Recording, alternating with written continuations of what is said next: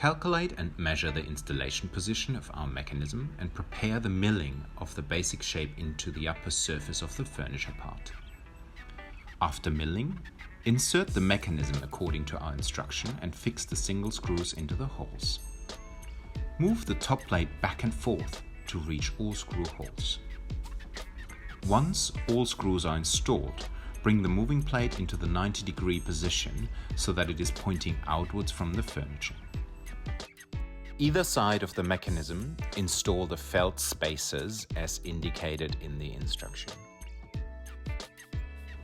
At the upper desk, measure the distance for the locking plate according to our installation instructions and screw the locking plate onto the lower surface of the movable desk. Make sure to also install your felt gliders or wheelers under the side leg of the movable desk.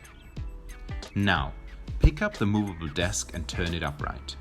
Orientate the desk into a 90-degree position so that the long side is pointing outwards from the furniture.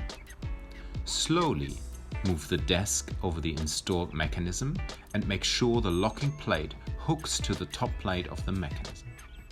Once connected, fix the screws of the top plate on the lower surface of the desk.